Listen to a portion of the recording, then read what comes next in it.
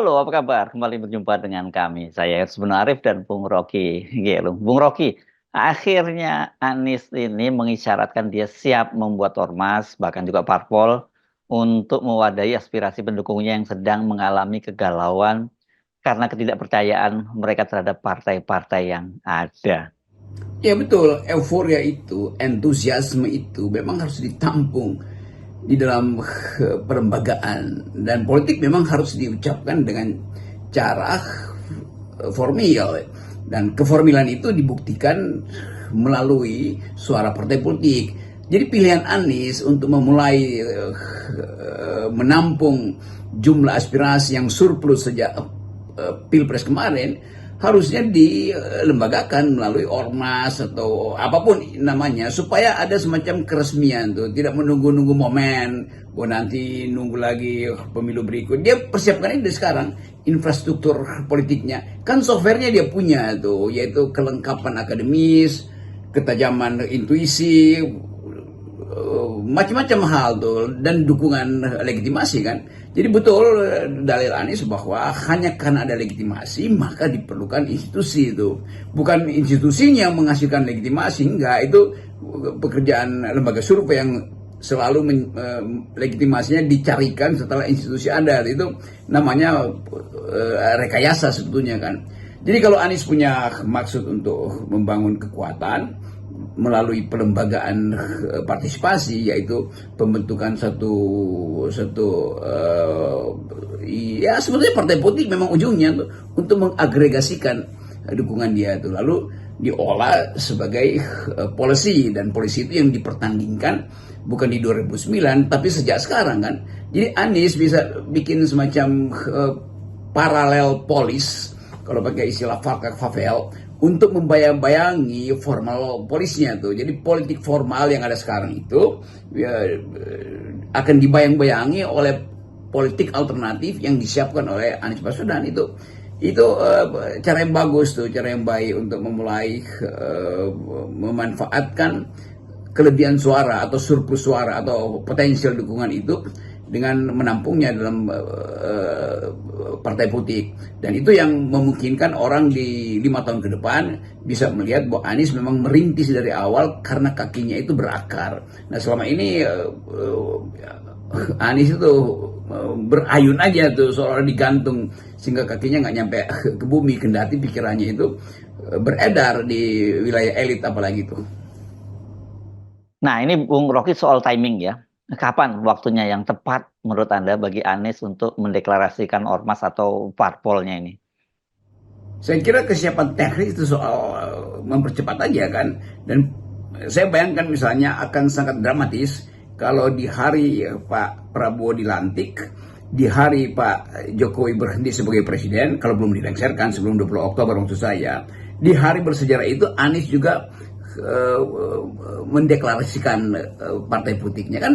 Betul-betul ada event di situ, dan sesuatu yang eventual itu selalu akan diingat sebagai monumen. Jadi Anies pastikan aja bahwa 20 Oktober dia akan deklarasikan sebuah organisasi politik atau sebuah organisasi masyarakat yang punya maksud politis, atau sekaligus mendeklarasikan aja partai politiknya. Kan bikin partai politik cuma didaftarkan di Kemenhukam kan. Tentu saja fasilitas yang ada di daerah itu bisa diverifikasi nanti kalau mau pemilu.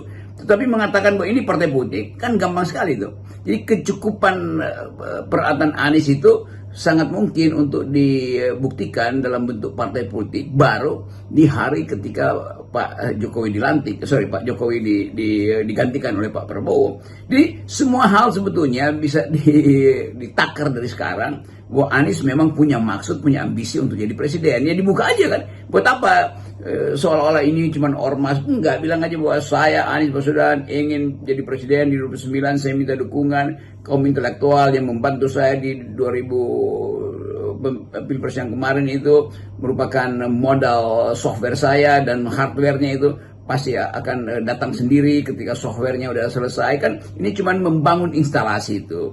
Airnya udah siap untuk dialirkan, instalasi aja kan dibangun. Jadi mudah sekali sebetulnya untuk memulai gerakan baru mendinamiskan kembali politik dengan kehadiran Anies Baswedan di dalam politik formal. Jadi itu intinya kan, bahwa dukungan rakyat itu tersedia, itu pasti itu, karena mumpung suhunya masih di dalam aura untuk berkelahi dengan Presiden Jokowi kan, berkelahi dari segi gagasan. Jadi kalau Anies ucapkan itu di saat 20 Oktober, nah itu akan ada hembusan angin baru yang memungkinkan kita percaya bahwa oke, ada sesuatu yang bisa diinvestasikan menuju 2009. Jadi ucapkan secepat-cepatnya bahwa maksud untuk bertanding secara fair dalam politik sudah dimulai ketika justru Jokowi lari dari gelanggang atau meninggalkan gelanggang politik karena perintah konstitusi. Dan sekali lagi mungkin juga sebelum ada perintah konstitusi di 20 Oktober, ya ada proses politik yang di mana Jokowi itu dalam status impeachable, bisa dijatuhkan karena kejahatan konstitusional. Selain kondisi domestik, ini kan dunia saat ini tengah menyoroti Indonesia. The Economist, misalnya media berpengaruh di Inggris, ini baru saja membuat artikel yang menyoroti secara tajam perilaku politik Jokowi sebagai Raja Jawa, juga konflik bukan konflik ya, tepatnya pengambil alihan Golkar dan juga penggunaan pesawat pribadi oleh putra Pak Jokowi.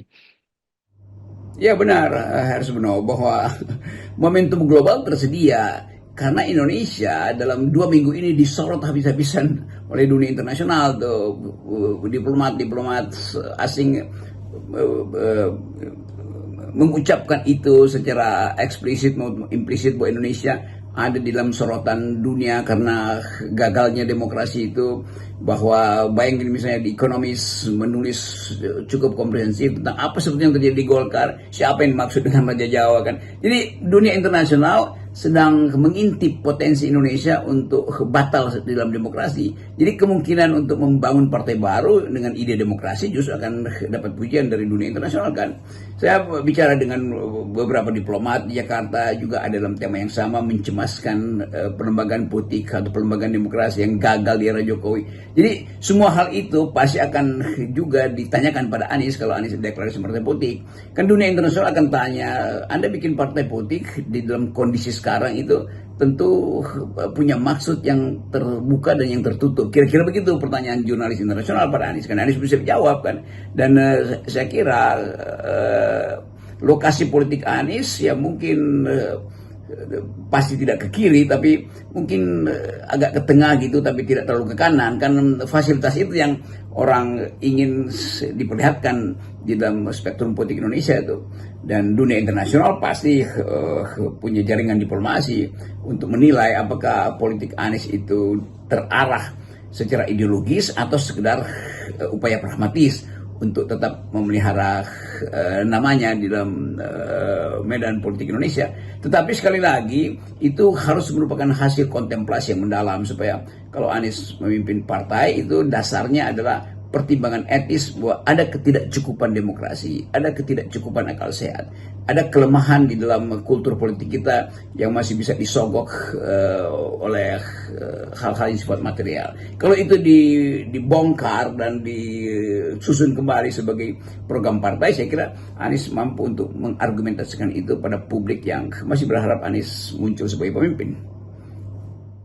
Kalau kita amati nih Bung Rocky ya, kegelisahan politik saat ini melihat perilaku partai politik yang semuanya itu sekarang dikendalikan oleh Jokowi, saya pikir memang ini ada kebutuhan lahirnya parpol-parpol baru yang bersih dari afiliasi dengan Jokowi maupun dengan parpol yang ada itu. Saya kira bagus kalau setelah Presiden Prabowo memerintah ada 1-2 partai baru yang betul-betul menunjukkan kesungguhan untuk membenahi negeri ini.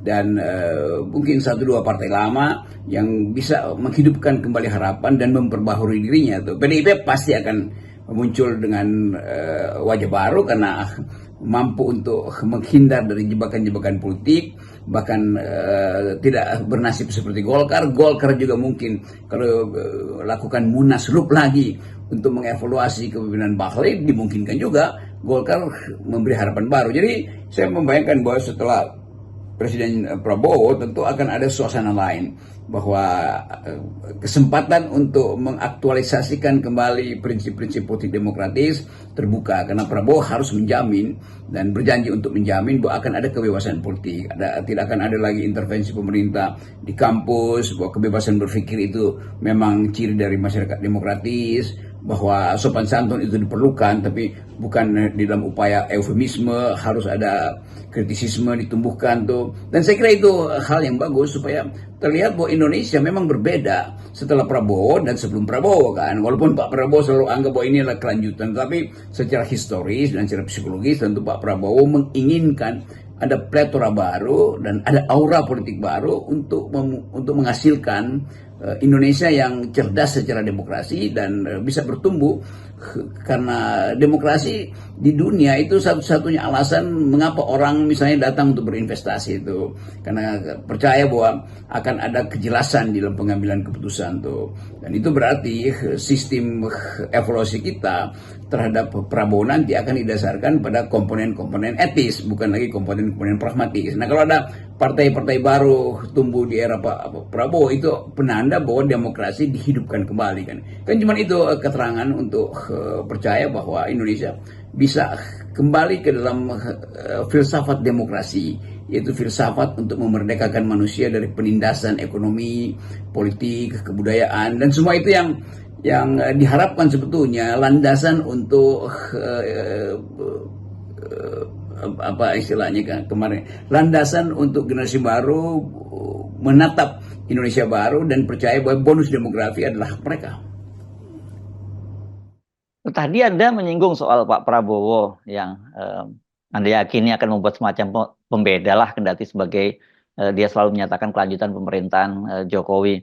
Seperti apa yang Anda bayangkan kebijakan yang bisa membuat pembeda Prabowo dengan Jokowi itu? Tidak perlu mencemaskan apakah Anies punya semacam grip di dalam politik nanti ketika Prabowo berkuasa, karena saya percaya bahwa di era Pak Prabowo pasti Prabowo akan cari legitimasi baru tuh, bukan legitimasi yang dia peroleh karena disuplai secara simbolik oleh Pak Jokowi melalui kehadiran Gibran. Dan begitu Anies misalnya tuh menumbuhkan harapan baru, maka sorotan akan ada pada Anies, bukan pada Gibran tuh. Sorotan akan ada pada AHY. Dan Prabowo kelihatannya akan sangat bahagia kalau ada tokoh-tokoh muda yang masuk di dalam kompetisi politik tanpa beban dinasti, tanpa beban feodalisme. Jadi itu yang memungkinkan kita mampu melihat bahwa ada cahaya baru di ujung tunnel ini, di ujung terowongan, bahwa Indonesia bisa ditumbuhkan kembali melalui perspektif kecerdasan akademis.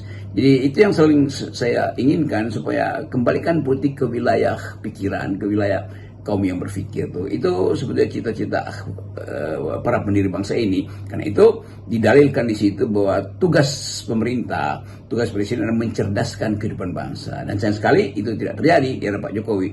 Jadi dengan konsep itu Anies bisa mengatakan bahwa ini ada partai untuk mencerdaskan kehidupan bangsa. Orang akan bergerombol di situ, dan inflasi, sebut aja inflasi demokrasi yang disebabkan oleh cawe-cawenya Pak Jokowi bisa dipulihkan nanti, dan akan ada surplus pikiran, artinya surplus harapan. Dan politik selalu ada di dalam logika itu, yaitu politics of hope. Saya kira itu yang mungkin bisa dijadikan fondasi etis untuk mendorong Anies masuk kembali dalam medan politik melalui institusi yang dibuat formil, yaitu institusi yang bisa dia andalkan sehingga dia tidak perlu tukar tambah dengan institusi yang lain atau dengan partai politik yang lain. Baik Bung Rocky, salam akal sehat. Ya, tetap selamat memulai langkah baru itu. Salam akal sehat.